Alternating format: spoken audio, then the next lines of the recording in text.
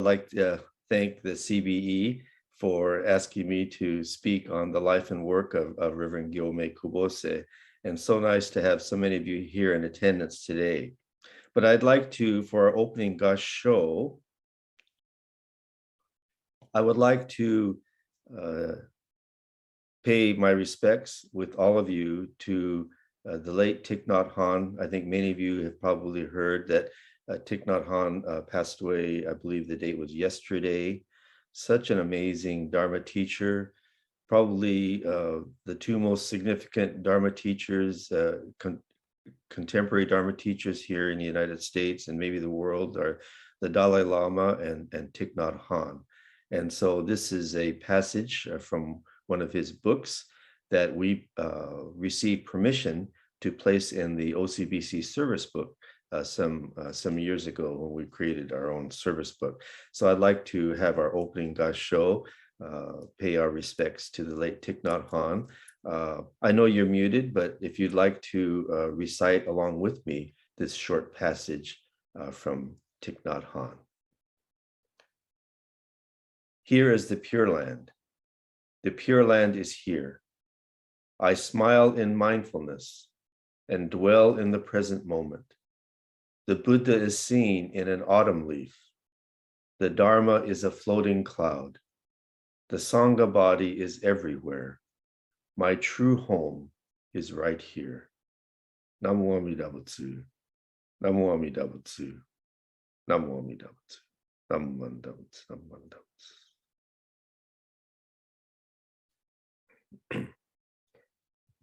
Thank you very much for pausing to pay our respects to the late Thich Nhat Hanh. Now, I'd like to turn to our topic for today, Reverend Gyomay Kubose. Wonderful picture of sensei here. Some of you have known him personally. We have people here today from Buddhist Temple of Chicago that were part of his Sangha, but maybe others never met him personally. Maybe some of you have known him from his books, and maybe some of you might be hearing about him really for the first time today. Well, I first heard Reverend Kubose when I was a student at IBS over now 40 years ago. So I was struggling with trying to understand Jodo Shinshu. You know, general Buddhism really made a lot of sense to me and I could relate to it. But I had difficulties trying to relate to Shin Buddhism, especially the way I'd been hearing it in sermons at my home temple over the years from the time I was a kid. I remember hearing messages in which the minister would say something like, you're already saved as you are. Everything has been done for you. You don't have to do anything else. And I remember thinking, really? I don't feel that way. But it was kind of confusing for me. So I was struggling with really trying to understand Shin Buddhism. And at that time, 40 years ago, there weren't very many books on Shin Buddhism in English. But Reverend Kubose's book, Everyday Suchness, was a book that really resonated with me.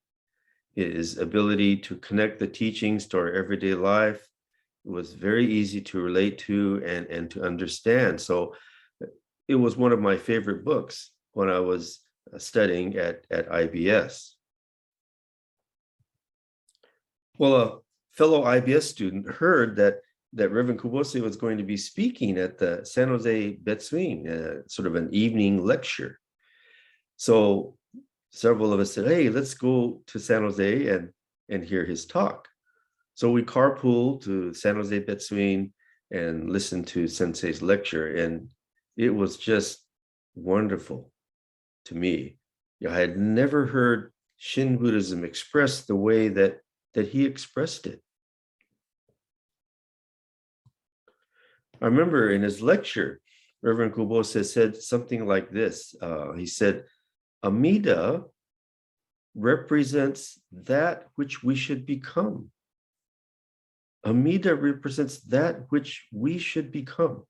I had never heard Amida Buddha expressed, in that manner before. So it was so strikingly unique and really sort of hit my heart. So after graduating from IBS, I had to go on to Japan. I wanted to study further there, and I had to receive ordinations. But I thought it would really be nice to study under Reverend Kubose. This is a minister and teacher I should learn from. So rather brazenly, I got his phone number somehow, the temple phone number. I called him on the phone, and I had only just casually met him at the San Jose Betsuin at that lecture. And I said, well, I attended this lecture. I met you once, but very briefly, but I wonder if I could come to Chicago and study under you. And he says, well, I don't have a place for you to live. I said, oh, no, that's okay. We have a place to live. But he said, okay, please come. Please come. And so my wife and I moved to Chicago, and we were fortunate. My wife's side of the family, she had a widowed uncle who was living alone in a home. And he said, yeah, you can live with me. So we lived with our uncle, and that too was just a wonderful opportunity for us to get to know him better. And so we lived in Chicago for 9 months. So I would hang out at Reverend Kubose's temple, BTC, sometimes helping in the office. When they had the temple newsletter, it wasn't computerized like nowadays. They had that old addressograph machine where they had to stamp the addresses on the newsletter. I remember helping with that. And sometimes I would tag along with sensei when he gave a talk here and there. Sometimes I helped in the yard when he wanted to plant flowers or do something like that. And then I was also freshening up my Japanese. I took a Japanese class at the University of Chicago, but I spent a lot of time at BTC. And Sensei was so gracious to study with me. And we would go through texts, character by character, line by line, like the Sambutsuge, Juseige, 48 vows. We went through all the 48 vows. We went through the Shoshinge. So we would spend many either mornings or afternoons in the office, studying together.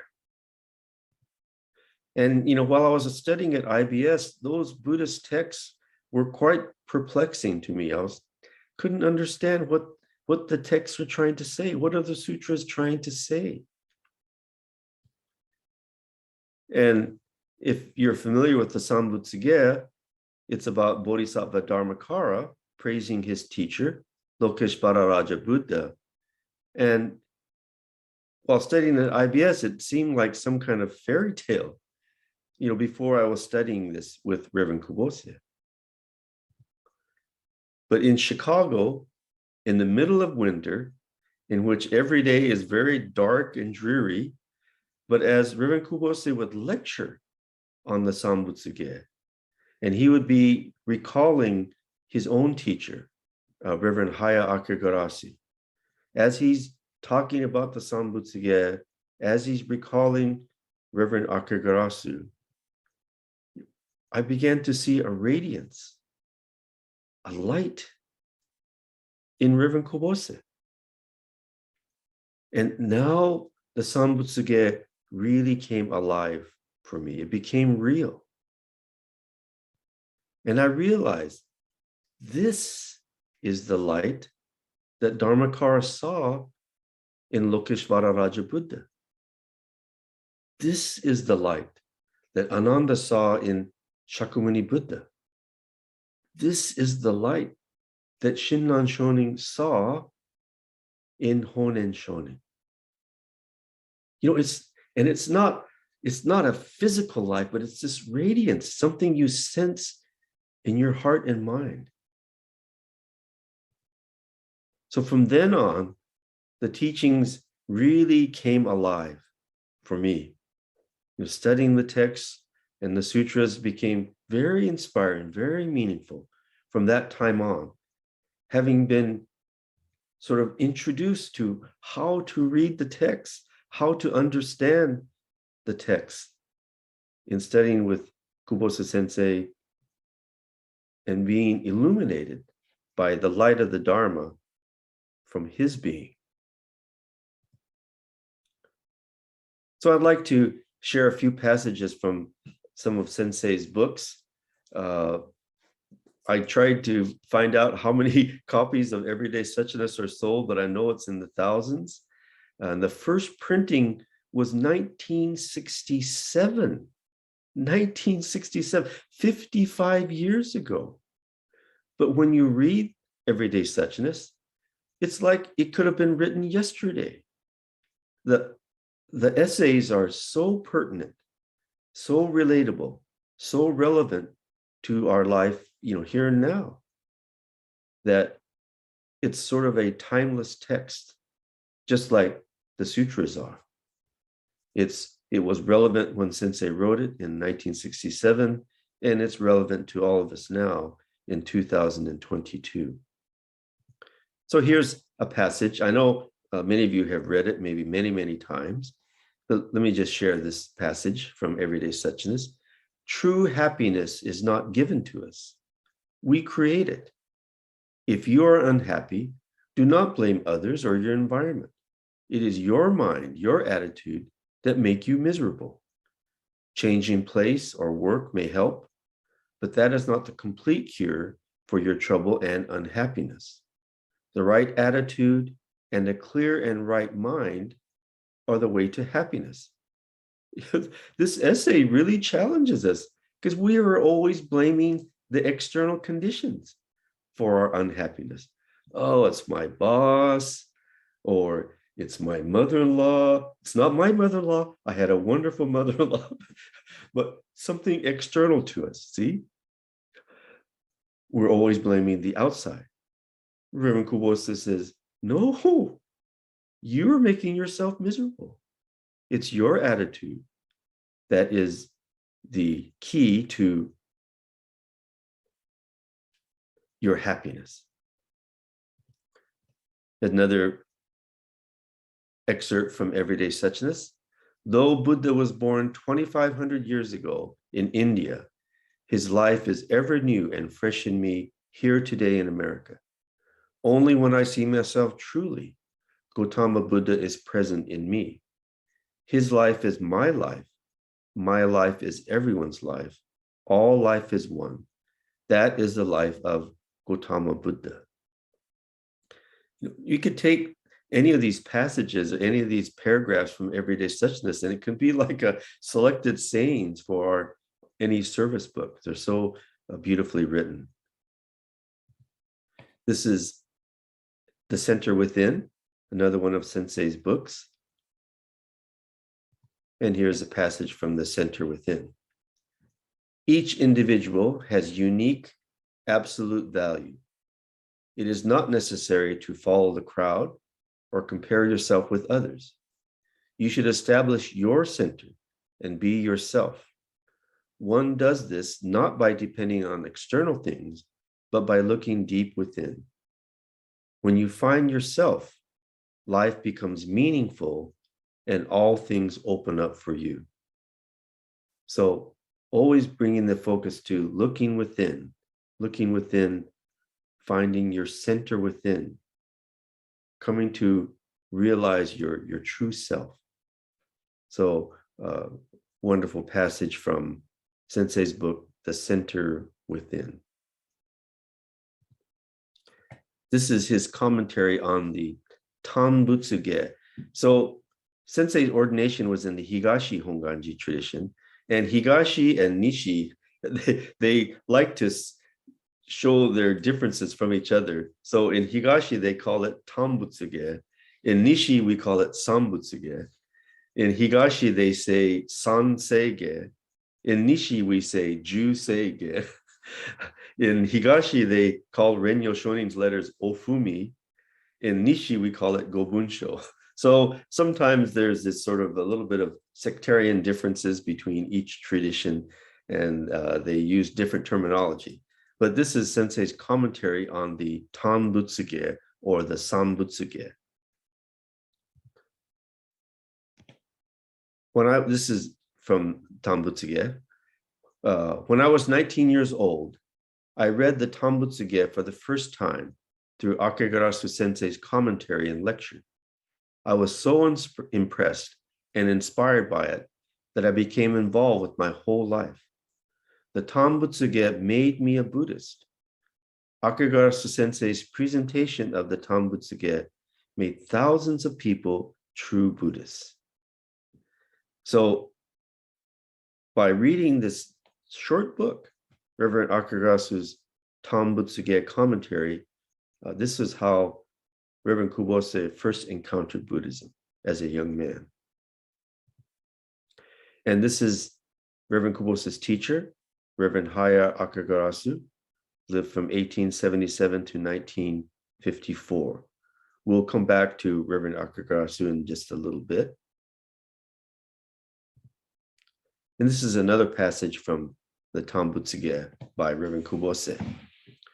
In Buddhism, we speak of wisdom and compassion, or prajna and karuna, together. They are not two different things. There is no true compassion without wisdom, and no true wisdom without compassion.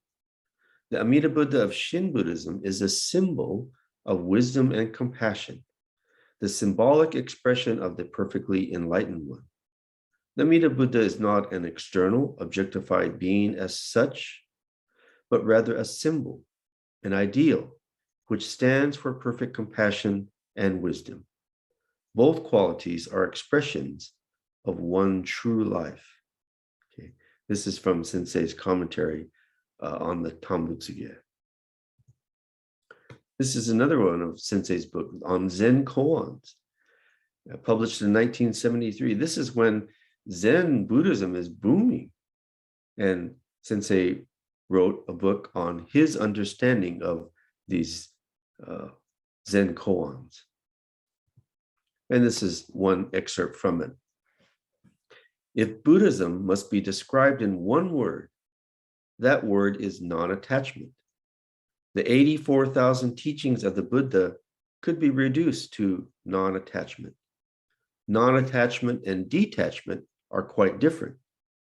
Detachment is to cut off oneself from the problem, to get away from it, to escape. But life cannot be escaped. Non-attachment is to be one with the problem. Another, here we go. It continues on.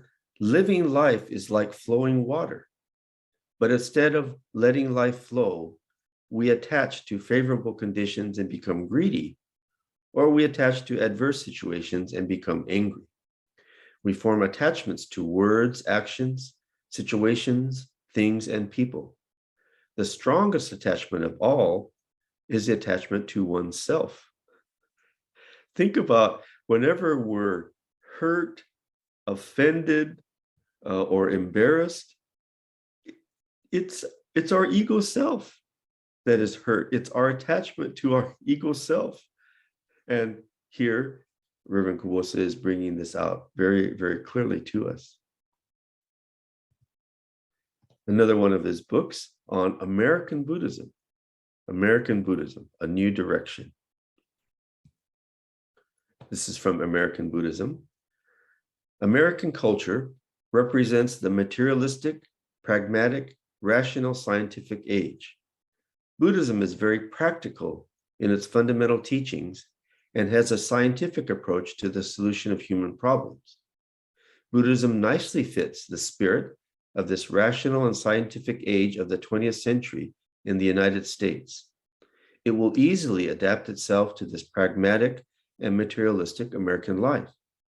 In addition, Buddhism is very much needed in our American culture, particularly in the field of mental problems. Let me pause here for a minute.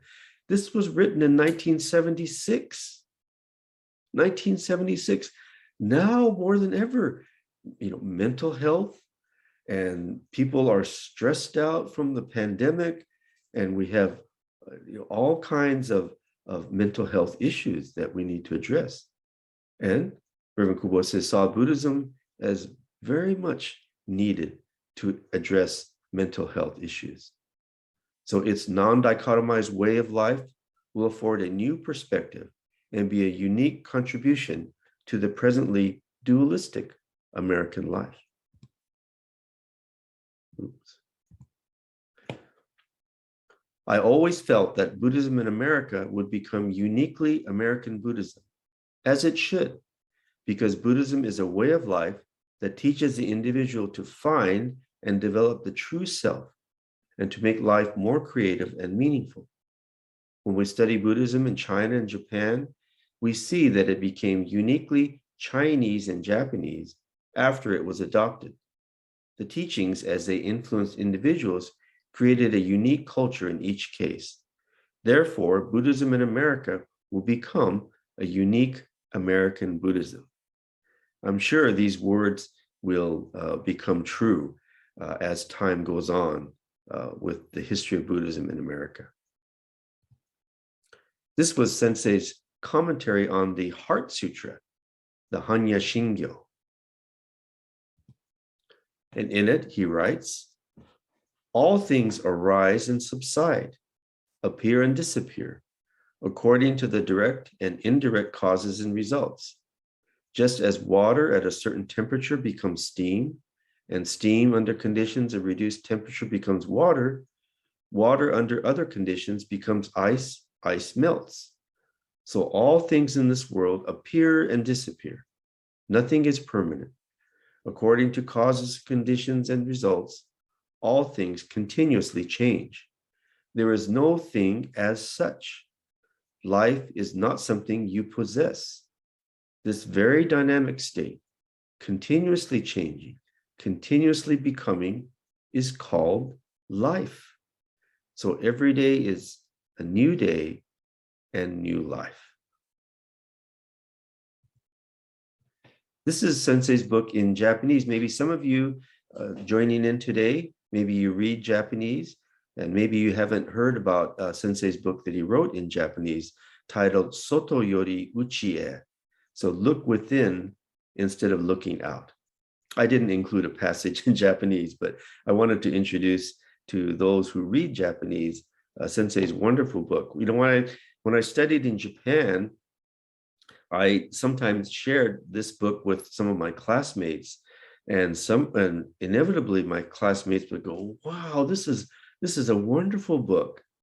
Even though there were tons of books on Buddhism and Jodo Shinshu in the bookstores in Japan, you know, many of the books were very difficult to read, to understand.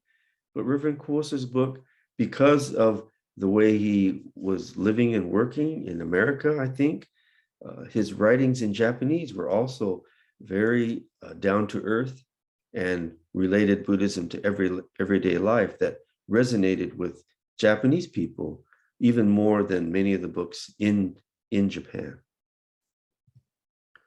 So Reverend Kubose also published this book in which he translated some of Reverend Akigarasu's writings or sayings, The Fundamental Spirit of Buddhism. So this is a short excerpt from the book. So this is Reverend Akigarasu's words, but translated into English by Reverend Kubose. Shakyamuni discovered heaven and hell in his own present life. It is different from heaven and hell as seen by other people. He did not seek the heaven and hell after death. He did not think of being saved or having a good time in the future. It is not a problem of the future, but a problem of the present. It is a problem of here now. So this is Reverend Akigarasu's writings, translated by Reverend Kubose. So I'd like to talk about Reverend Kubose's encounter with Reverend Haya Akigarasu as a young man. So first, I need to talk about who Haya Akigarasu was. So Manshi Kiyozawa, who lived from 1863 to 1903, was a tremendous Shin Buddhist reformer of the Higashi Honganji tradition. And he had numerous disciples or students. Most noteworthy were Reverend Ryojin Soga, Reverend Daie Kaneko, and Reverend Haya Akigarasu. There were many others as well. but these were the perhaps most noteworthy students of Kiyozawa Manshi Kiyozawa.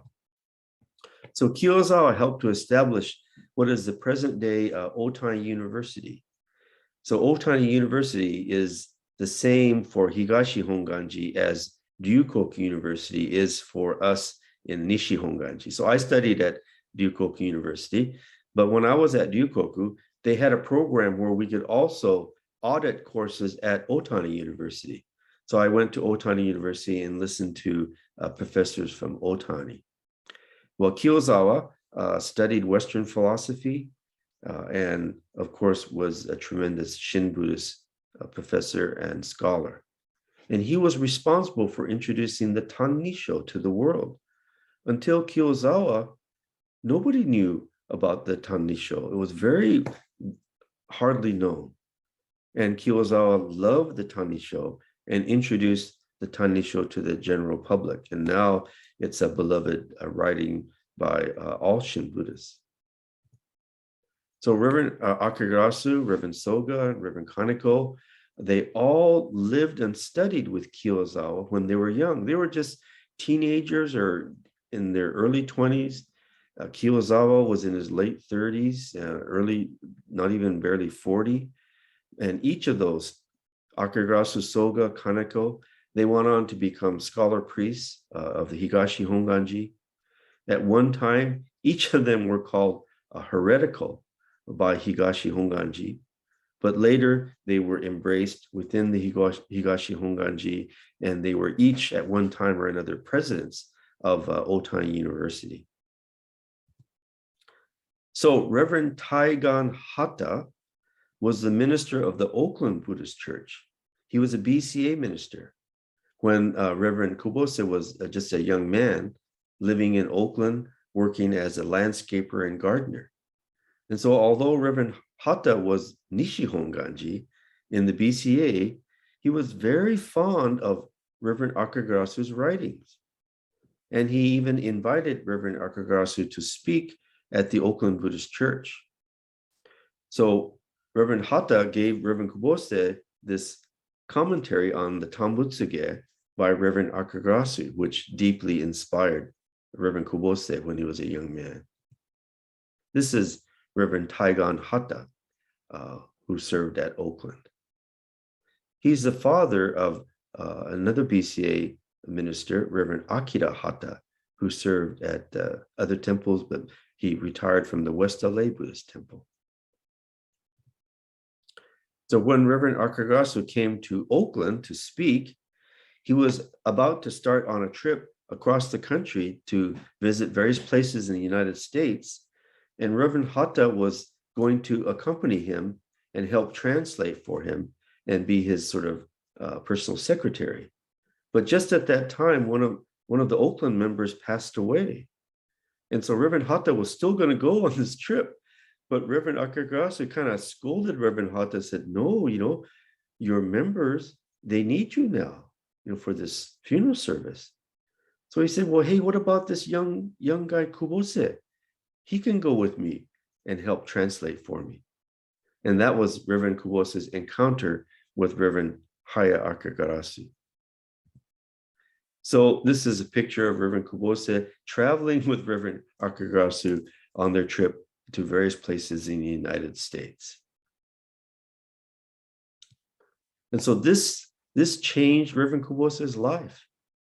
Although he had a successful gardening and landscaping business, he gave that up.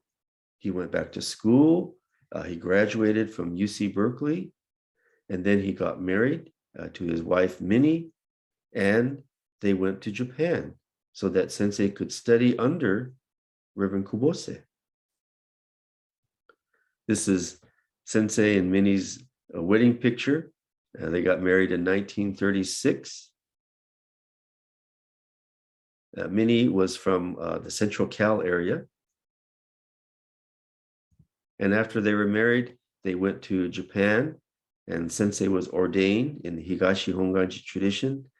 His Buddhist name was Gyomay, and he changed the spelling from Gyomei to M-A-Y, so Americans would be easier for them to pronounce it. So Sensei and Minnie lived in Japan at Reverend Akigarasu's temple for 5 years, from 1936 to 1941. And Sensei traveled with Reverend Akigarasu as his personal secretary throughout Japan and also to Korea and China. See, Reverend Akigarasu, he read and read and studied so much when he was young, he damaged his eyes. And later in life, he became blind. So he needed someone to travel with him when he would go on his speaking engagements. So Reverend Kubose traveled with Reverend Akigarasu as his personal secretary. And then after the return to the US in 1941, and after the outbreak of World War II, they were interned at the Heart Mountain internment camp. And Sensei, along with other ministers in camp, conducted Buddhist services. So there were these brothers, the Nishiura brothers, whose family in Japan had been altar makers. And they made a Buddhist altar from scrap lumber in camp. This is amazing. But look at this altar that they made from scrap lumber at the Heart Mountain camp. So this is Reverend Kubose and another minister. I don't know who the name of this minister, but he's also Higashi Honganji minister because his okesa is a Higashi okesa.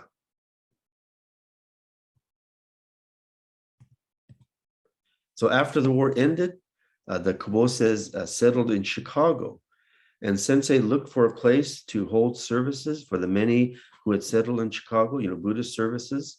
So he purchased a church on the south side of Chicago, near the University of Chicago, with his own savings. Who does something like that? We ministers today, we're spoiled compared to that generation. With his own life savings, he bought a church to start a Buddhist church, Buddhist temple, on the south side of Chicago, after coming out of camp, not having hardly anything. A different breed of ministers in those days. This is the church that he purchased, Chicago Buddhist Church. It was called the Chicago Buddhist Church at that time, on the south side near University of Chicago.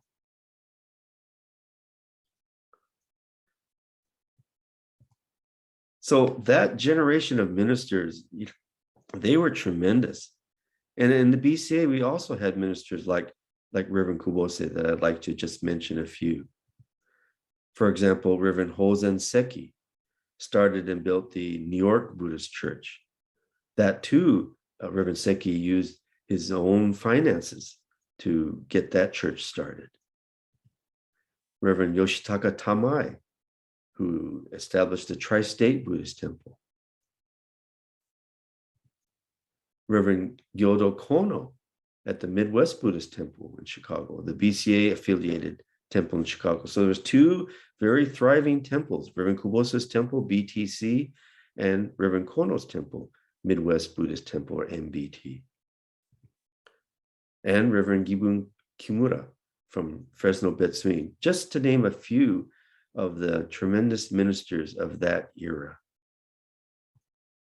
So in the 1950s then, due to urban renewal by the city of Chicago, the temple was forced to move to the north side of Chicago, and a church was purchased at Racine and Leland Avenue, where it's still there, but although a new temple has been built at that same location.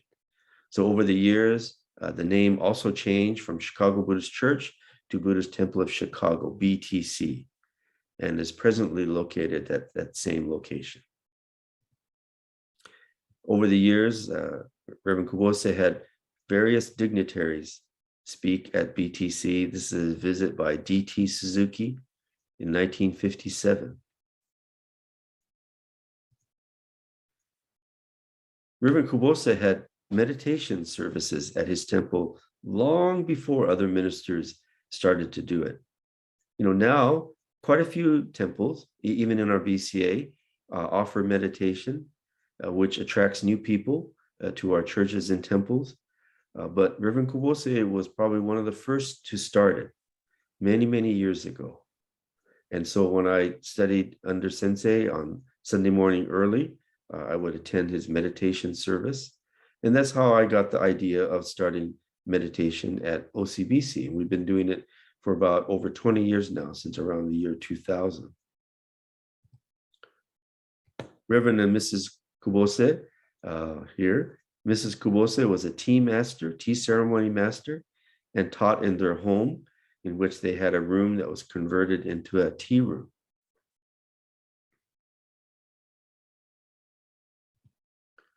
Here is Sensei and his son, Reverend Koyo Kubose, in 1998.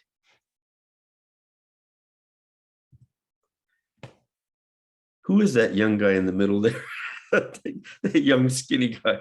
This was when we were leaving Chicago after I had been there for 9 months. And some of the people there, they had a farewell party for us in December of 1980. So Gail and myself and Sensei and Minnie. This is in 1982. So Sensei and Mrs. Kubose and their daughter Joyce, sitting next to me, they came to Japan. Mrs. Kubose and Joyce wanted to sort of refresh and learn tea ceremony further. And Joyce was on her way to becoming an accomplished tea master herself. So they stayed with us in our little tiny Japanese style apartment for about a month.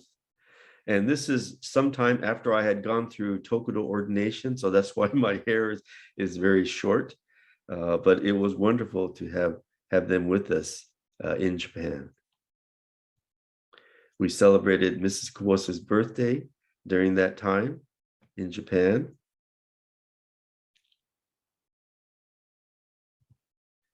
And going through these old photographs, I couldn't resist sharing a few old photos. This is Reverend Jay Shinseki and the late Reverend Russell Hamada. They were my senpai when I first got to Japan. Do you recognize this guy? Reverend David Matsumoto and his brother Steve. They visited us in 1982. This is before Reverend Matsumoto went to Japan to study himself. If you look, the altar, that was my Obutsudan. I couldn't write Namu Amida Butsu. I was learning calligraphy. It was too hard to write Namu Amida Butsu. So I just wrote the character for Buddha, Butsu, and I put that on a piece of cloth, and that was our Obutsudan. Who are these guys? Look like a bunch of young kids. That's Reverend David Matsumoto, Reverend Kenny Yamada, Reverend Jerry Hirano, and myself. We're at some karaoke bar singing, I'm sure, a song in English in 1984. I couldn't resist showing this photo. This was in 1989. So I started as a minister at Orange County Buddhist Church in 1986. And the Kuboses came and stayed with us in 1989. They wanted to visit some of their dear friends in California. This is my son, Ricky, was about 4 years old, and daughter Keiko was about 2. This was in our home in Anaheim with the Kuboses. This is my favorite photo of all these photos today. So Reverend Kubose, you know, whoever he was with, he would be one with them. If he was with a professor, he could be very scholarly. If he was with a farmer, he could be one with a farmer. When he was with children, he became a child. And you could see Sensei's kind of dressed up. I think that day he had spoken at another temple. He still had his shirt and tie on. And my son Ricky said, Sensei, let's play baseball. So Sensei goes to the backyard and he's playing baseball with Ricky and Keiko. My daughter's only 2 years old. She's got a baseball glove on. But I love this photo. And I often tell this story. Around this time, one day, Ricky had just learned how to do a somersault. So in our living room on the carpet, he did a somersault. And then he says to Reverend Kubose, he says, Sensei, now you do one. and Reverend Kubose had come back from a temple like this, and so he was dressed up. He had a shirt and tie on. He even had his dress shoes on. And I was in the kitchen when I heard Ricky say, Sensei, you do one. So I was going to tactfully go into the living room and tell Ricky, well, Sensei, he has his dress clothes on. Let's not ask him to do a somersault now. I was trying to save Reverend Kubose from this situation. But right there on the living room floor, Reverend Kubose did a somersault. I will never forget the look on my son's face. His eyes got this big. Wow, you did it. You did it. So Reverend Kubose could be one with whoever he was with, So what I learned from Reverend Kubose has influenced my life and my ministry, my entire life. His dynamic spirit, his ability to become one with a person of any background, age, or ethnicity, and his way of relating the Dharma to our everyday life, it continues to inspire me. And meeting Sensei opened the doors to many other teachers, like the writings of Reverend Akigarasu, that if I read something in Japanese, it's usually something by Reverend Akigarasu, then studying under Professor Shigaragi in Japan, and continuing to learn from Dr. Haneda in Berkeley, to name just a few of the teachers who have taught, in a similar vein and continue to be my teachers. So you meet one teacher, it opens up the doors to many teachers, So now I'd like to share a short video that Reverend Koyo Kubose shared with me. And it's on Sensei and Minnie's life. It's a short video, about maybe 12 minutes or so. It's titled The Life of Oneness. So I'm going to stop sharing and allow Koichi to show this video. For those of you who never met Sensei in person, then you can see through this video Reverend and Mrs. Kubose.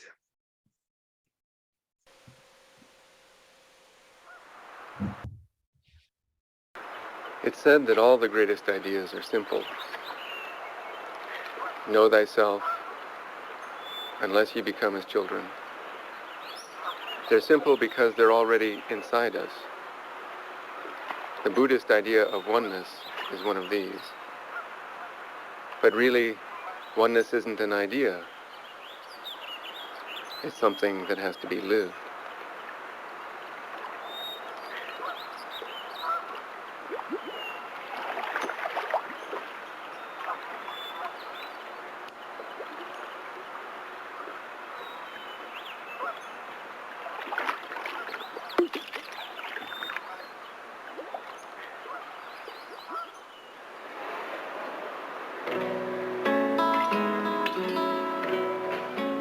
What does it mean to live a life of oneness?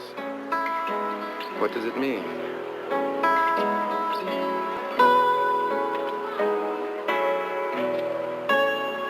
It means not to be split in two, to be one with your world, to be one with your own life, to be as direct and unself-conscious as children playing.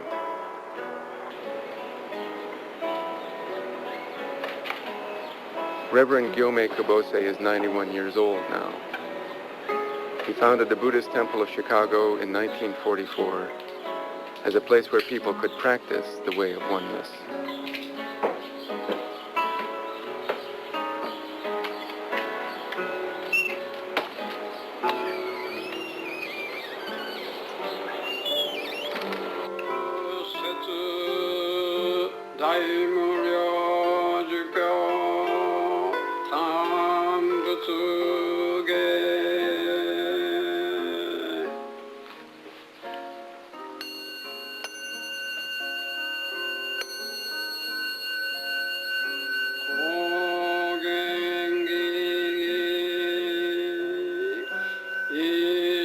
Zen teachers are famous for their riddles. Reverend Kubose's riddle is simply, live life. As he writes, One who is living life, is vibrant, creative, unfolding from within. The temple's annual summer festival.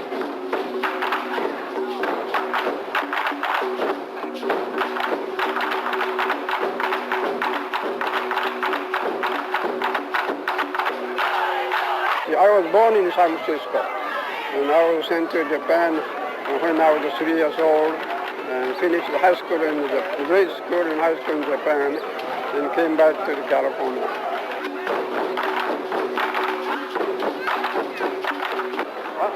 I was a 5 years professional gardener in California, so I take care of all those flowers. I love nature. I love dirt.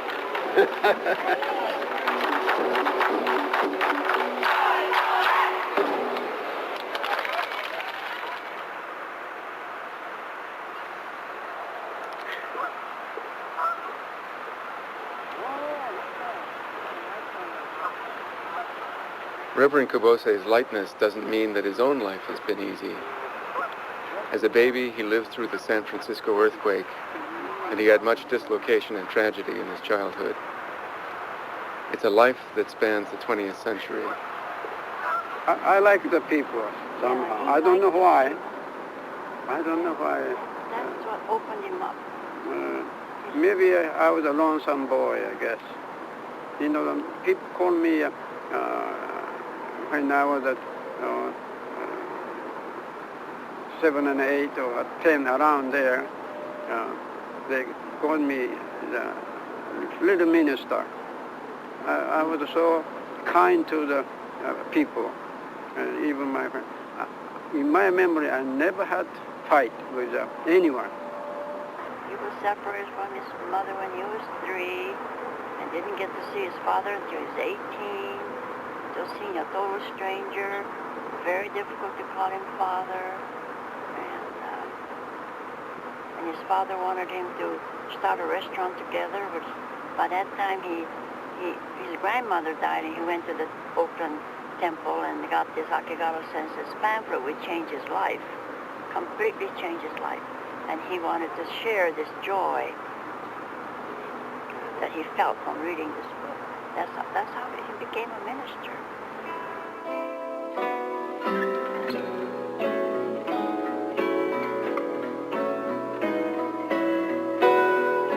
His relationship with Reverend Akigarasu, one of the great Buddhist scholars and leaders of modern Japan, was to be a decisive one. Gyomay and Minnie Kubose were married in January of 1936. In April of that year, they moved to Japan, where they spent the next 5 years living at Reverend Akigarasu's temple. In Japan, they live in the temple. The living quarters are connected to the temple. But before we got there, we visited his mother, who was living in Hiroshima. We visited and his relatives too in Hiroshima. And then we went to Reverend Akigarasu's temple. And that's where we stayed. And that's where our first son was born. Summertime is okay, but wintertime. Yeah. Ishikawa, you have to think this is the northern part of Japan, and I'm from mid-California. You know, all this change. Never saw snow. Yeah, winter time, you know. In Ishikawa can snow. Up to the eve, and house is kind of dark, you know, but warm. And I remember Reverend Akigarasu's friend, Dr. and Mrs. Mason visited, and when I met Mrs. Mason and spoke English with her, I just can't describe the joy I felt to speak English to someone. I'll never forget that. And Mrs. Mason said, "How can you stay in Japan in a place like this?"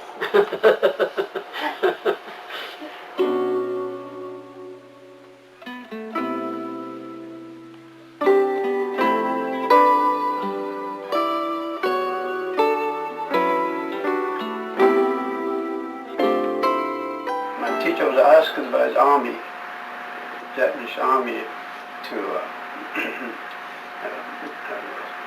comfort those who, the victim of the war, way up in the Yamsei River. That was very front of the fighting. In early morning, I think it was about 5 o'clock, I guess. I was still sleeping and marching sound. And so I got up in to see thousands of soldiers, Japanese soldiers, marching around. The most impressive thing in about in Manchuria, close to the China, at Buddhist monk, when we were talking, he took out a big towel, from sleeve of the robe and started crying. And,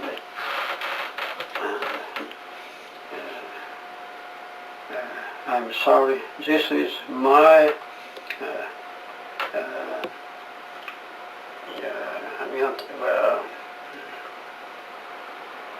my responsibility. Well, as a Buddhist monk, I should stop this war in some way, but I'm so powerless. Returning from China, Reverend Akigarasu requested a formal meeting with Prince Gyomay, the Japanese Prime Minister. My teacher said, today I came to ask your life. Oh, well, Japan is standing very important time. I said, you're the only one able to stop this. So, but that you have to give your life.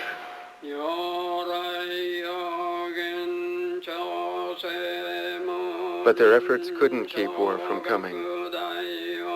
As American citizens, the Kuboses returned home on the next to last boat from Japan in July 1941.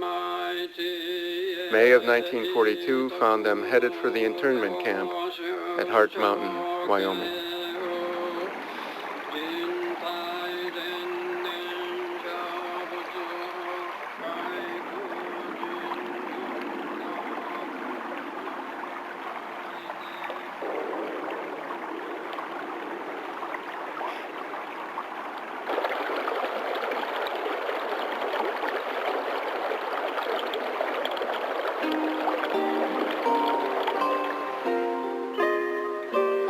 Reverend Kubose founded the temple when he came out of the camp in October 1944. Now the temple has celebrated its 50th anniversary. Reverend Kubose's son, Sunan, is a priest at the temple, and his daughter Joyce teaches tea ceremony and gives demonstrations at the summer festival.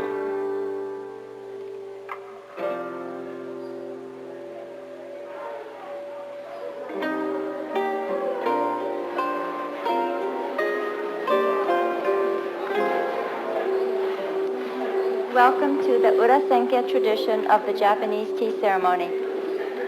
In Japanese, it is called cha-no-yu, which means hot water for tea.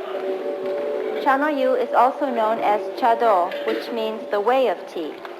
And this name indicates that it is a spiritual discipline. Its philosophy is rooted in Zen Buddhism, and it is based on 4 principles: harmony, respect, purity, and tranquility. Harmony is the oneness of all life.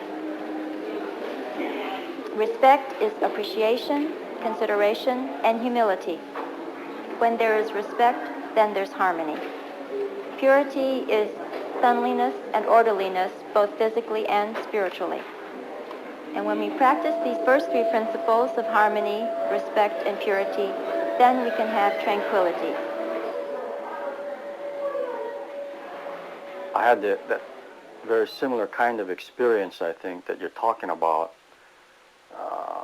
particularly when I was in Japan, being immersed in that culture, then being able to understand my father's roots better, somehow getting a glimpse of what his psyche might be like, and appreciating things more. So that made me realize that my relationship, and it probably is true for all child-parent relationships, is that, like Mark Twain said, I was surprised how much my father learned when I turned 18, from when I was 16 to 18. He learned a lot. So it's my own perception that is able to then tap into and appreciate the depth that's always been there, but you have to know how to tap it.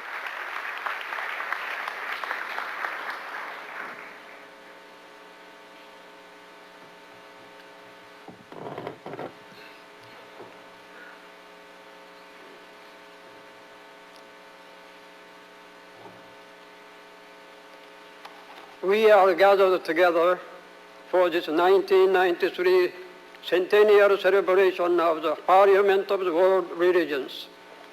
It is a very memorable occasion for all of us. Okay, I'll be right out. Another summer festival, another crop of children.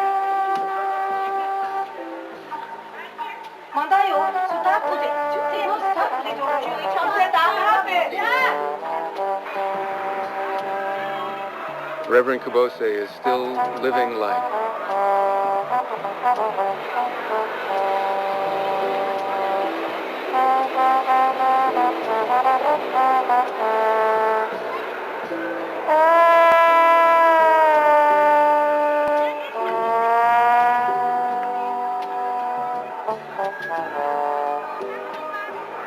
He says, forget self-pity, live life. Be the artist of your own life. When we live life, there is no argument, no discussion. There is only life, living and shining.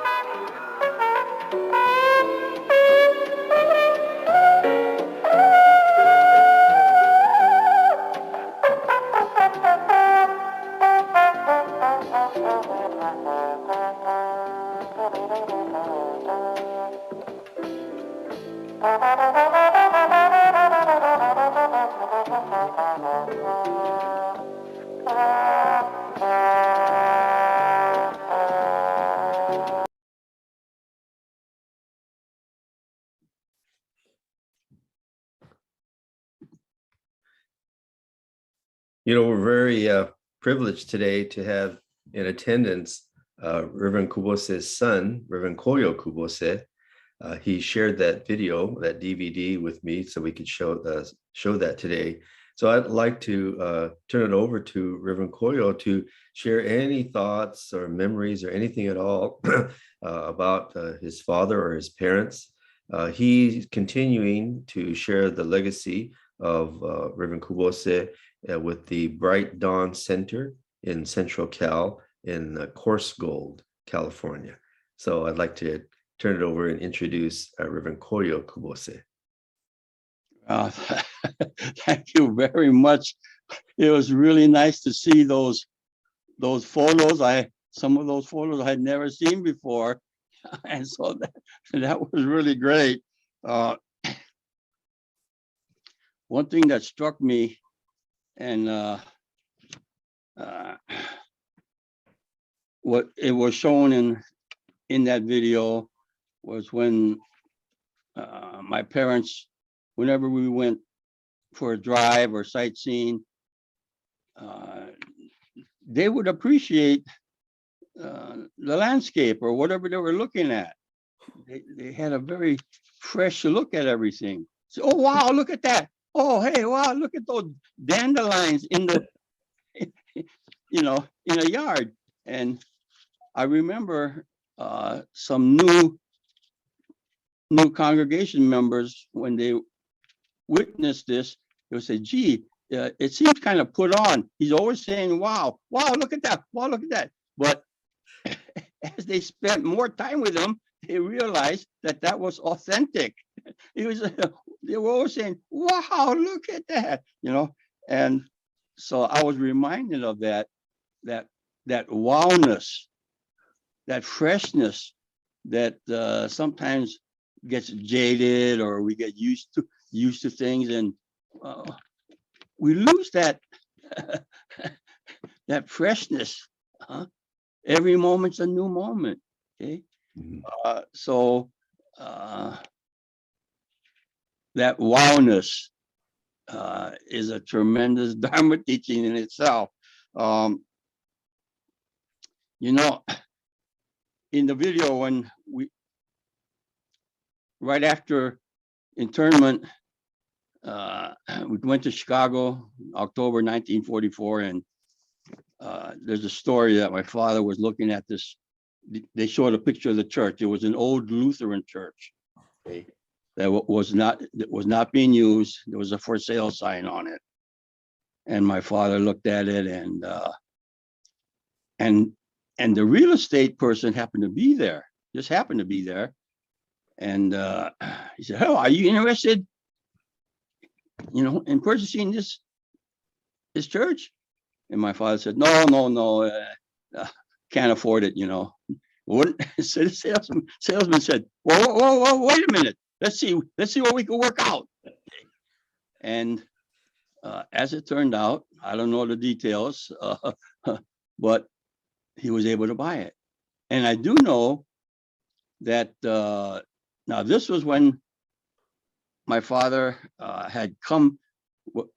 He was educated in Japan, came back as a young man, met his father for the first time. Okay, and I remember when he was leaving Japan, and his grandparents said, "Now, when you meet your father, make sure you call him Otosan.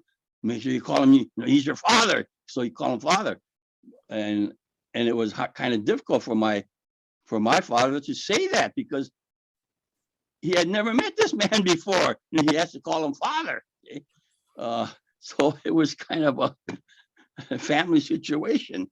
But I also remember that my father's father gave him $500 toward being able to buy this church on the south side of Chicago.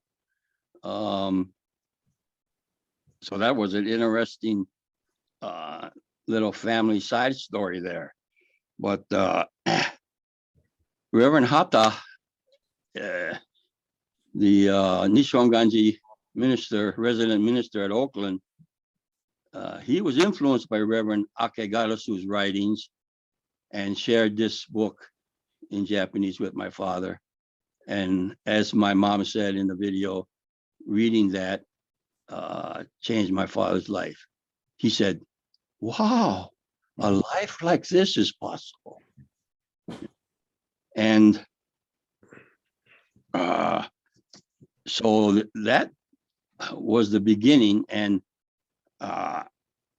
when Reverend Akigarasu came on a visit to the United States, and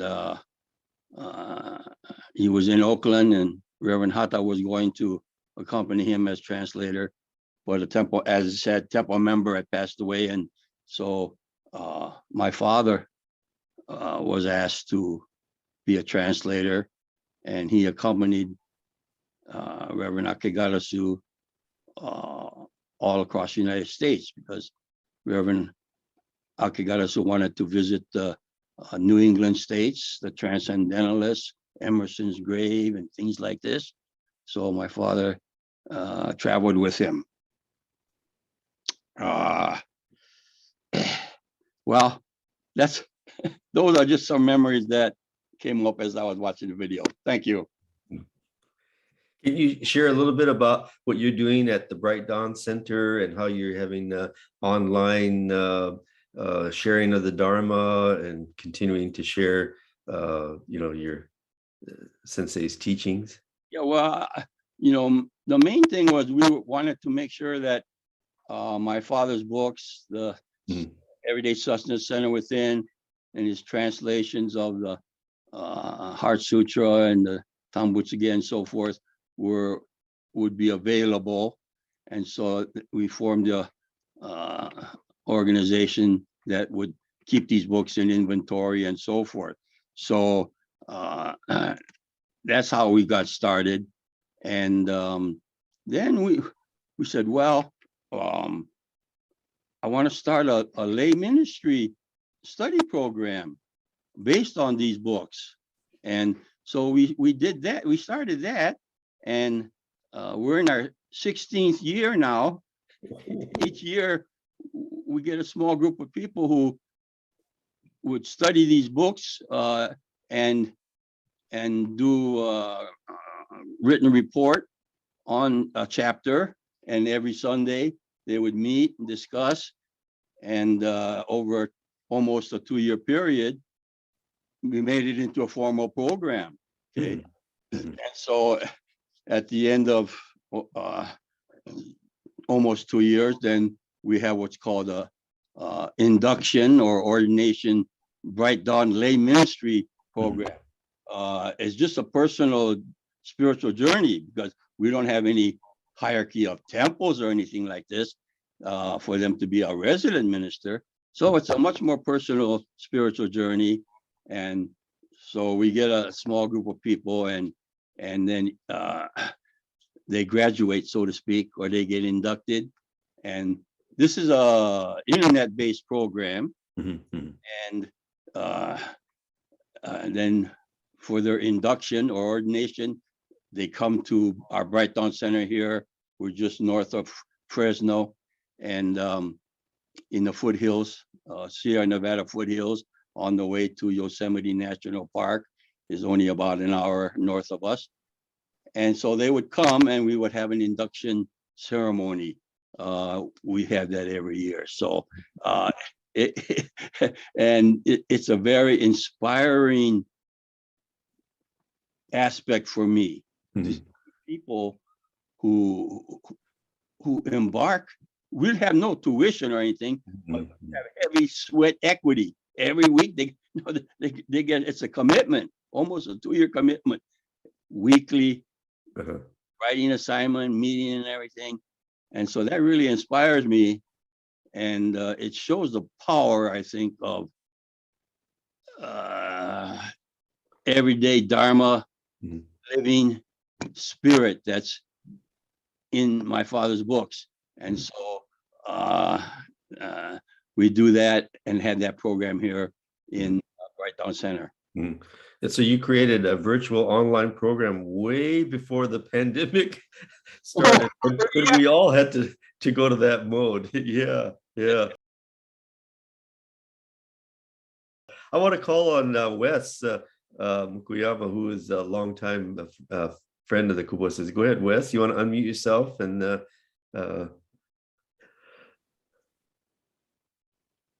but Reverend Koyo, our son, and is a contemporary of mine. We grew up in Chicago, and my father knew Reverend Kubose, and I remember I wrote for the Chicago Shimpo, and I wrote about son making this great hoop in basketball. For the Vikings. We had a Japanese league there at Olivet, and he was a great basketball. He was tall and slim and, really svelte at that time. And then when I went to Japan after I was in the Peace Corps, I stayed in Kyoto. My father lived in Tokyo, and he got me a visa to stay there. And then I went to Kyoto, and then I lived about a couple miles from Reverend Kubose. So he met me at the station when I first arrived in Kyoto, and I said, "Wow, you come to see me?" He says, "Giri," that means he knew my father, and he says, Yeah, so I'm coming to see you. He did this all very humble. And at that time, he was in his, I guess he was in his 70s or 60s, late 60s, but he was very strong. He had this bar across the doorway where he would do 10 chin-ups right in a row. I couldn't do it at that time, and I was in my 20s. But he was very, very healthy and very, very strong and very, just very quiet. And his wife, Mrs. She was the nicest lady, and we would go to tea ceremonies together. And then eventually she started that tea ceremony back in Chicago. When I got married, Reverend Kubose was the minister at our Chicago reception. And I think I remember one thing that he said at our wedding. He says, marriages are not 50-50. They're 100%.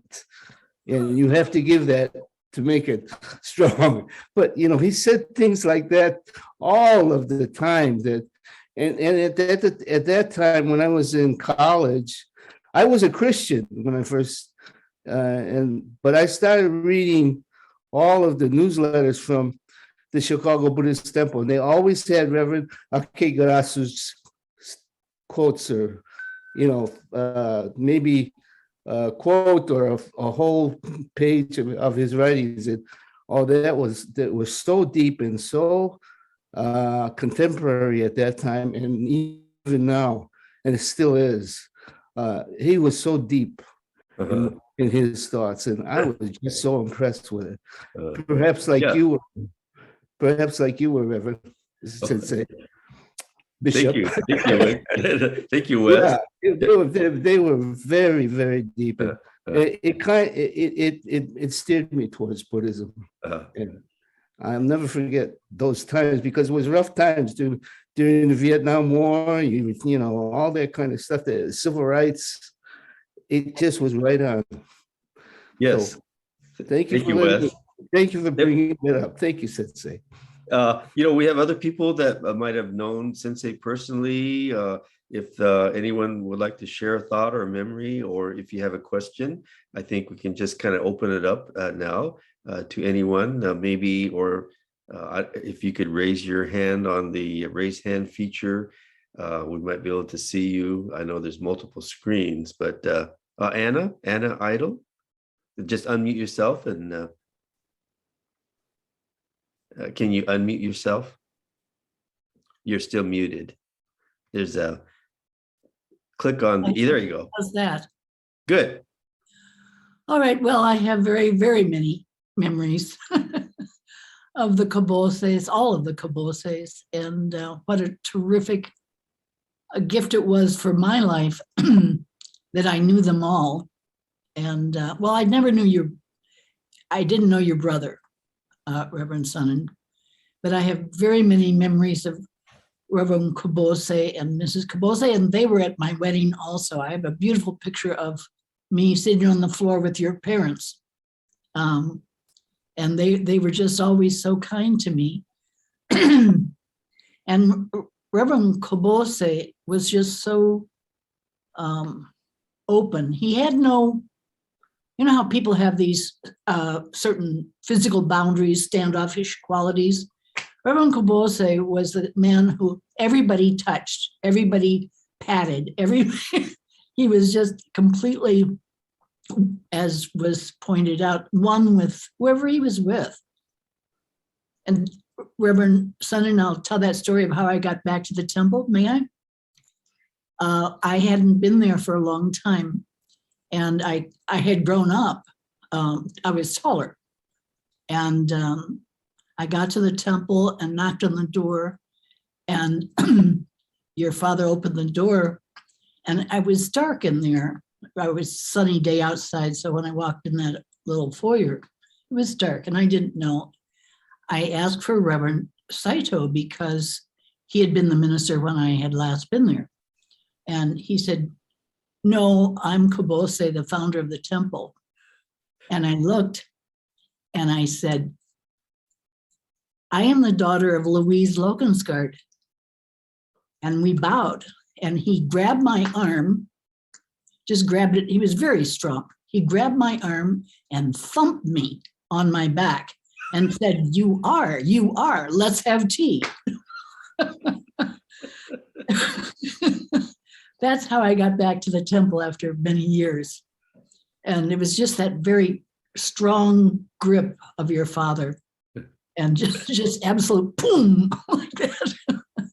So I was back there. That's a nice, very much what your father did. Thank you very much, Anna. Anyone else that, if you have even a question or a thought Gary Nakai? Yes, I would like to take this opportunity to share something that Reverend Kubose approached me with when we first started at the temple. It was on the south side, and this was after the south side temple was condemned. And so they had to move out, and Reverend Kubose had purchased a single family dwelling and had the church services there. So I remember going up the stairs to this house that my father took us to. And my brother and I looked at each other and said, gee, what kind of a church is this? You know, it's a house, you know. And then that's where we started the temple. And then soon after that, Reverend Kubose, when he found out that we were Nakai children, I remember him talking to me and saying, I remember your father. Your father attended my week-long evening seminar on the Hanya Shingyo. And my father had an interest in the Heart Sutra because he was of the Shingon tradition. And so he wanted, he was so impressed with that seminar that he wanted to take us children to Kubose's temple. And later I found out that when the details of my father attending a seminar, he said it was wintertime, the weather was terrible, but your father came every day, every night. He didn't miss a night. And sometimes he was the only one there.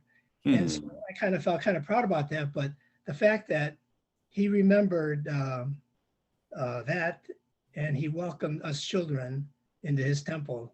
So I'll never forget that. I mean, it was such a, as you were pointing out, and everyone is alluding to how open he was and welcoming he was. And sort of, you know, the story of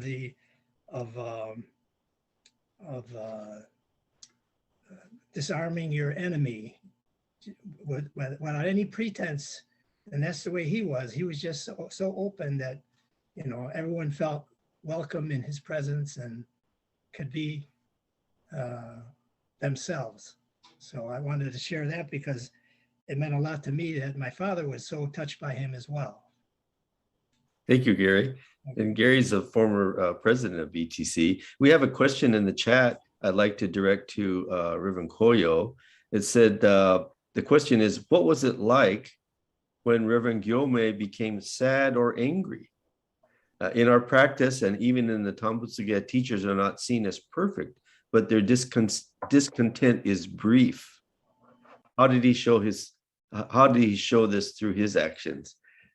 Of course, maybe he was different around you as a father and a son, but do you have any response to that? Well, one thing is that public persona or private, it was the same.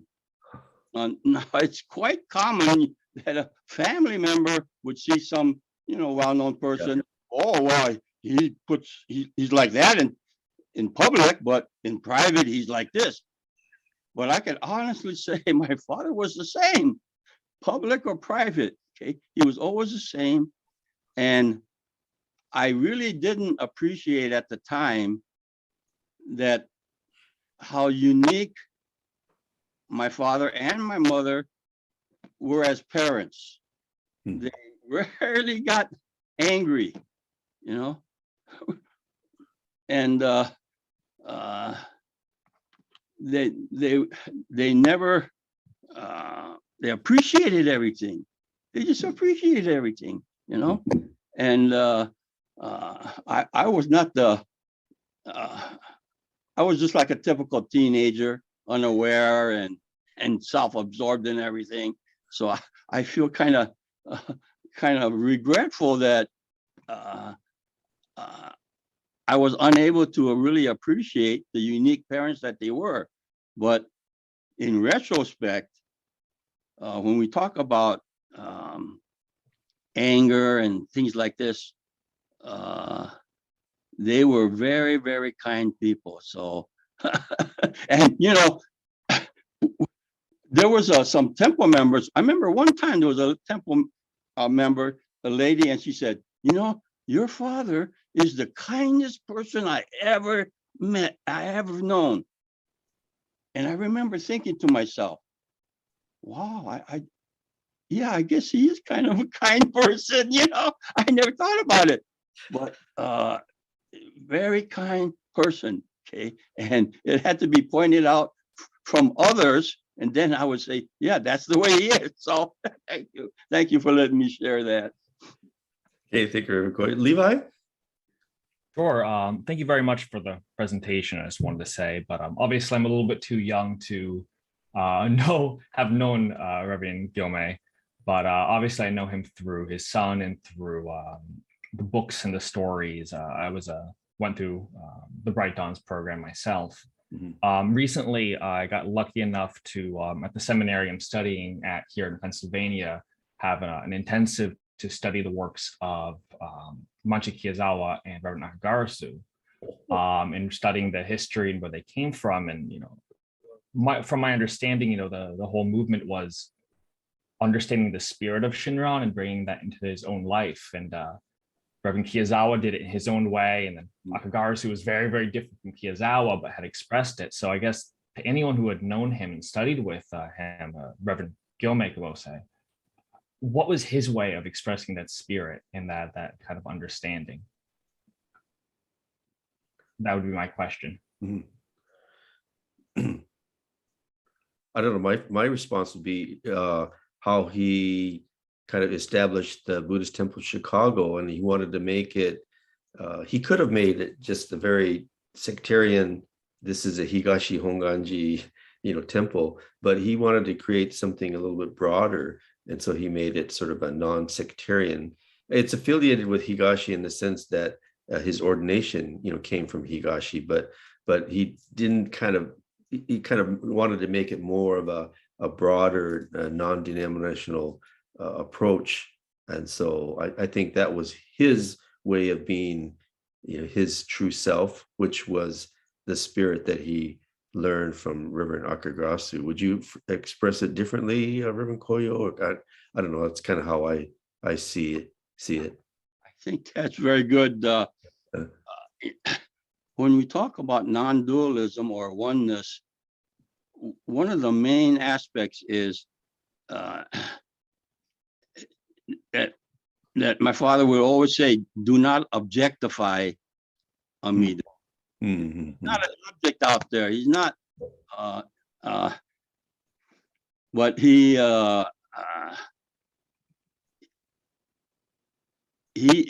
represents the spiritual qualities of wisdom and compassion that are in us. Mm-hmm. So that aspect of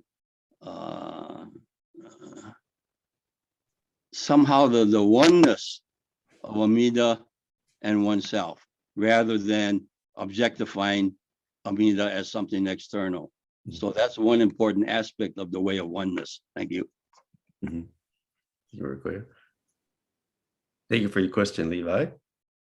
Anyone else? Any questions, comments, or if you'd like to put it in the chat, that's we can read it that way too and present it. And I'm not able to see all the screens, but if someone else has their hand up and would like to share something, you're more than welcome to.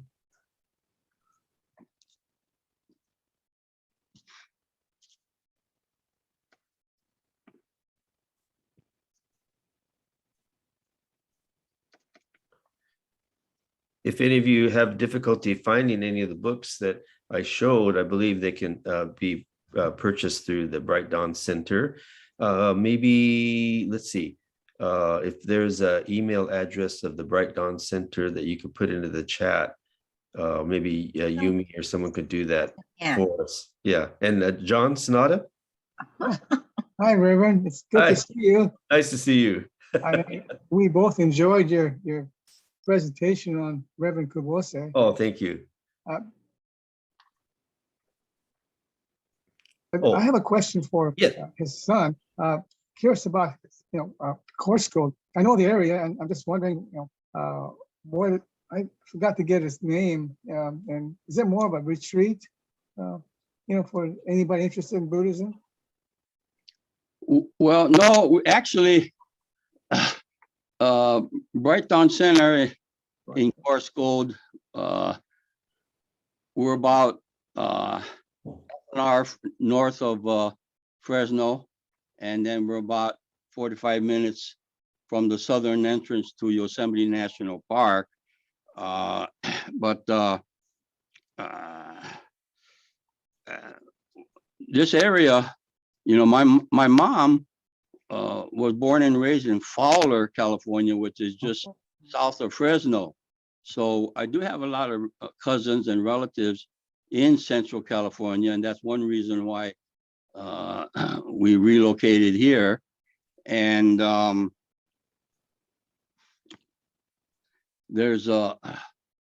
remember some stories that my father would tell about when he was traveling with Reverend Akigarasu, and I think it's related in some books that have been written, but there's a lot of stories about life experiences that my father had when he was traveling with his teacher. And that's when you really get a feel for the Dharma in action in life. Not when someone gives a lecture about, oh, this teaching or that teaching, but when life happens and then it's live, then you see the Dharma in action. I'd like to stress that so that people could tap into that kind of thing, and which is more transformative, I think, than reading some abstract conceptual thing, which I don't want to dismiss in any fashion, but to make those teachings come alive in one's own life. That's what's really important. Thank you. Let's see. I think Bill Bowman had his hand up. Bill, are you there? I thought I noticed Bill is from BTC. Hi. Oh, there he is. Yes, Bill, go ahead. I had the pleasure of knowing Reverend Gyomay at least for a number of years, for probably the last 10 years of his life. And I remember having a conversation with him that ranged on a lot of different subjects. And he said something that really struck me. It showed me how perceptive he was in many ways. He was talking about his life experience, and he was telling me, this is paraphrasing, he said, I'm different than most other ministers. He said, I grew up without people respecting me. He said, most of the other ministers grew up the sons of ministers, and they grew up with people respecting them. And he took a brief pause, and he said, well, at least they thought they did. This wonderful understanding of how people are so nice and wonderful in front of the minister, and then the minister walks away, and then the talk starts. And he was so aware of that. And he was more aware because he had experienced it on the front end of his life. So he had no expectations on the back end of his life. And it's just that his approach and his welcoming nature, I think, is the reason I've been at the Buddhist Temple of Chicago for the last 30 years. He really showed me a way in Buddhism. I always tell people I had first become aware of Buddhism in the late 1960s.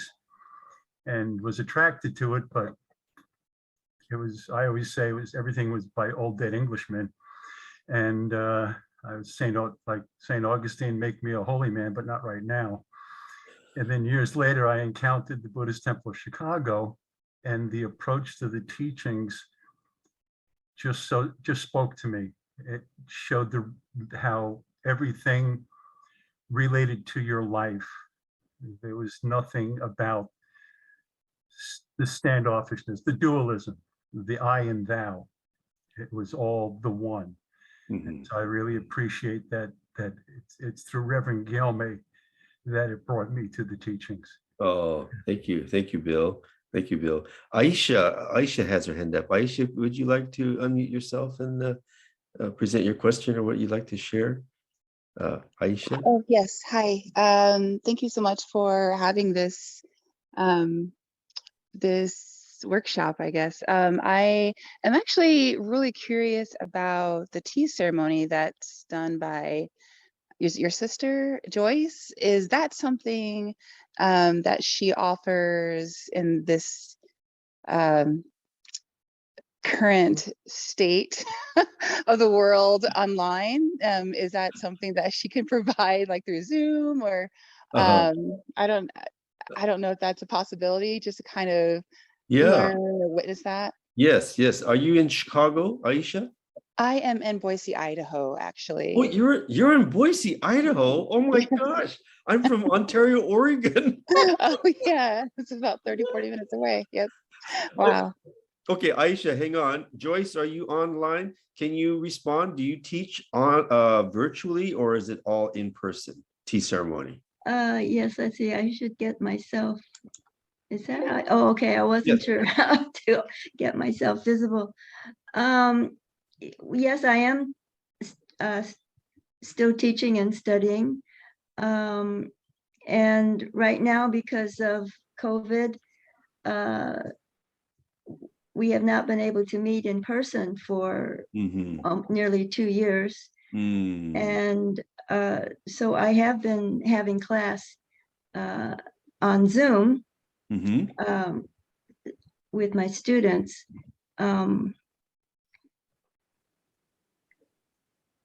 It's hard, I will say, it's hard to teach Chanoyu tea ceremony online. To me, it seems like it's difficult, very difficult. But they're not beginners; they're students who have been with me. So we are continuing to keep up our study. But it's difficult to teach, I would say, online for a beginner. But there are very good books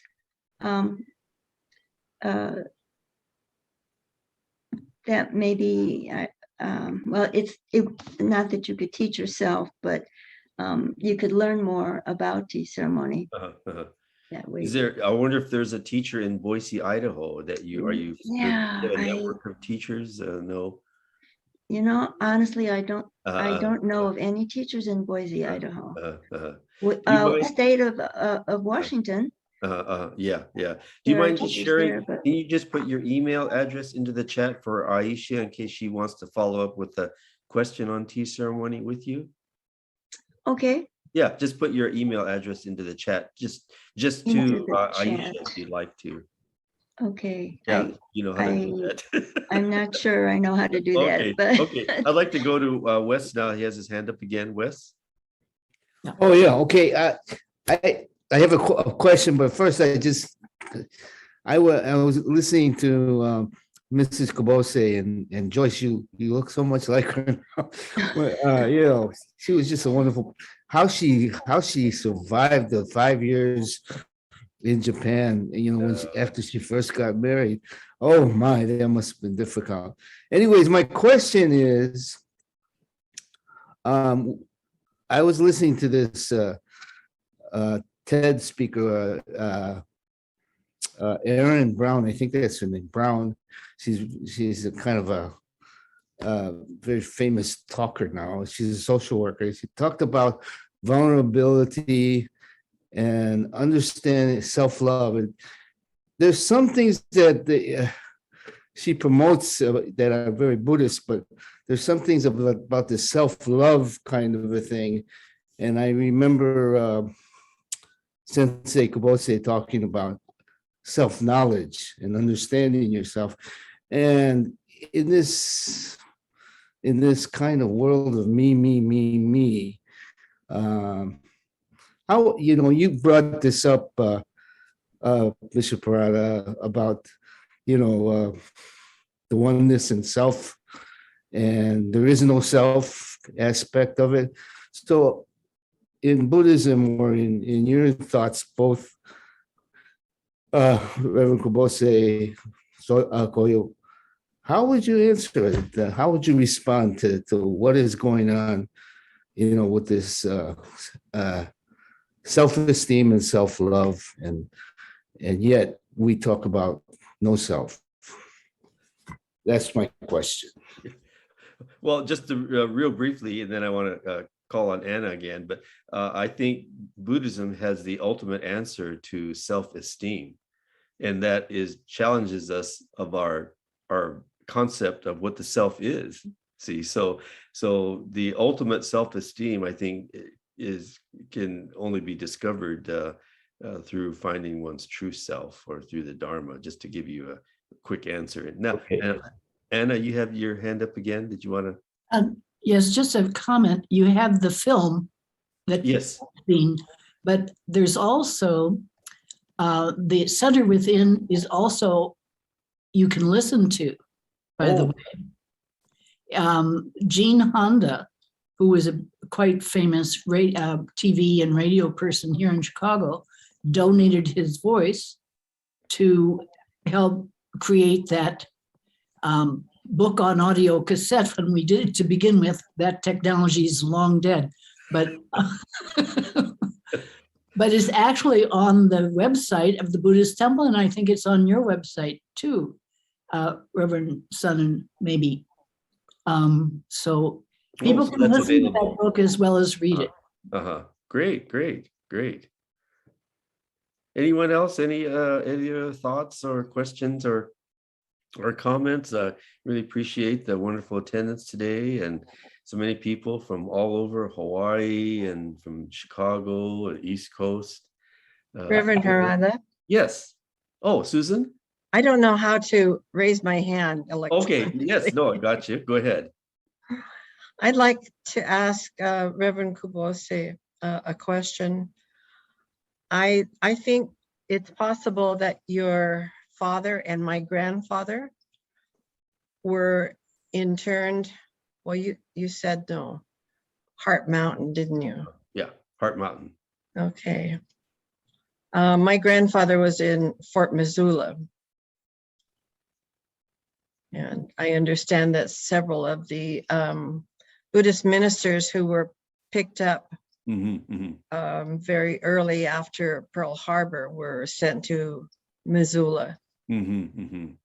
Yes, but my question is, what did your father say to you about camp? Because I know in our family, I was an adult before I ever heard about internment camps. I didn't know about you, Reverend Harada. We're maybe contemporaries. Yes, my mother was in camp, so I heard about it when I was our young. family and the Japanese community around me in Eastern Washington didn't talk about it. Depending on the Nisei, some were, it was a painful thing to talk about, and others talked about it more easily. How about you, Reverend Koyo? Did your folks talk about their camp experience? Yeah, not really. I think as a generation, Nisei, second generation, they didn't talk about it. And it's only later when, like my third generation, when we got older and we wanted to learn about it in the history of it, and then some books started to come out and everything. But that I think is an interesting observation about how a generation of people handled this kind of a traumatic life situation. Yes. And that it could be, that has a lot of different kinds of depth to it that could be find some kind of spiritual teachings for oneself in that. And so I was wondering if this is a comportment that Buddhism teaches people to not look behind and dwell on the past, but to live in the present and make the best of what is the situation now. I'm sorry to interject, but in Holocaust studies, that's a similar thing. Many of the children of the people that lived through the Holocaust in the concentration camps, their families didn't talk about it. It's something they had to discover later on their own through asking their parents or reading about it in books. Oh, thanks for sharing that, Jenny. Interesting. Yes. Levi, you have another? Yeah, I just wanted to point out there were a few questions raised in the chat. I'm not sure if you had saw that. So I just wanted to point that out for those who aren't able to talk. Okay, thank you. Let's see, real quickly here. One question by Michelle. Would Bright Dawn ever consider satellite locations when the world opens up again? So, Reverend Koyo, have you thought about satellite locations? No, we never considered ourselves a physical, temple or location. We don't have membership. We don't have regular, Sunday services or anything like that. So we're really more of a religious educational organization, and we do have a physical place, Bright Dawn, in Coarse Gold, but it's not like it's a regular temple with services in a congregation and so forth. So, but we do have our Bright Dawn lay minister induction ceremony, which that program, it's internet based. So when we have our induction or ordination ceremony, that's the first time for people from all over the United States to come in person and meet each other. And so we do have that here at the physical location, but not like a regular temple. Thank you. Yeah, let me just quickly cover some of these questions in the chat from Rick Oishi. I wonder what would Reverend Kubose think about today's environment of hate, racism, and discrimination in socioeconomic times and towards each other. And I think he would very much be doing what he did in his ministry. And his Sangha was always one that went beyond any racial distinctions. And so I think all the more his teachings are needed in the times that we face today. And then another quick question by Frank Tsuchiya wanted to know where Reverend Koyo, where your mother was from in Central Cal. What town was it? Was it Sanger? Was it Fowler? Or Fowler. She was from Fowler. Okay. And Lewis has his hand up. Would you like to share a thought or something, Lewis? Hi, Bishop. How are you today? Good. What I wanted to do was to comment very briefly, and I promise to be brief, on the whole idea of no self. That was a concept that developed, and I want to be careful to talk because we're talking Buddhistically in terms of concepts as opposed to realities, but it occurred as a concept in Indian philosophy, and Buddhists were a subset of Indian philosophy, basically Chandrakirti, Nagarjuna, et cetera, and I think that when we talk about no self, that we tend to think in terms of absolutes, that we Buddhists can't refer to as self. Well, linguistically, that's impossible. But what certain Dharma philosophers do say is that we do not speak with an absolute referent to say that there is an absolute existent eternal self. Now there are Buddhists who argue with that. You can find all kinds of arguments in Buddhism, and it's the same with the concept of emptiness. Some people will get onto this whole concept of no self and of emptiness, and as Nagarjuna says, idolize that and be led in different directions, perhaps harmful. And Nagarjuna's idea was use language, but don't think of it as absolute, and don't take any concept and idolize it. In other words, live your life freely in the Mahayana, in compassion, and don't be enslaved to any concept. So, and some of these obviously are paradoxes, which is what we find in Chan and Zen, where these are koans and push our intellect to its limit to try to wrestle with these things until we realize that there is no absolute answer to these. Yes, excellent point. I've often given this example before. You know, if a police officer stops me for speeding, I can't very well say, well, you know, I'm a Buddhist minister and Buddhism teaches that there's no self. So really, there's no one here that you can give a ticket to. That's not going to fly, right? That's pretty good. Well, that's a whole workshop in discussion in itself. Yeah, it's a whole workshop. I thought I'd maybe. I'd like to hear that stuff. Thank you. Thank you. Maybe just one other question or comment. Or did I cover all the ones in the chat? Koichi, have I missed anything that's important that I should present? Let's see. There was. Well, I think there's a lot of just interjections. So if someone had just a question, I think let's try to go with that, especially while we have Reverend Kubose here. Yes. If anybody wanted to take advantage of this opportunity to ask Kubose Sensei a question, I think that would be kind of nice to wrap up our session for today. Okay. Did anyone have a particular question? But if not, I think you did a pretty good job of. There's a lot of stuff in there. So. Okay. Well, just to sort of wrap up, thank you, everyone. I know many of you knew the Kuboses even more than I did, but I am always indebted to Sensei and Minnie for what I learned in that 9 months that I spent there, and then our relationship over the years subsequently. And what Sensei continues to teach me through his writings. I use his books so often in discussions and study classes. They're timeless works, so you could just read them over and over again. And I know they'll be relevant works, Buddhist works, for decades to come. So thank you, everyone, for joining in. And Reverend Koyo, thank you for being a part of our session today, and Joyce for joining in.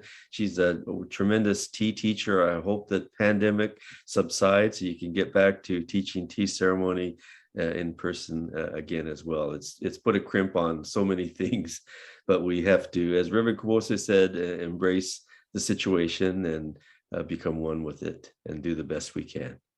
So if you'll join me in Gasho, we'll close with Gasho then. Namo Amida Butsu.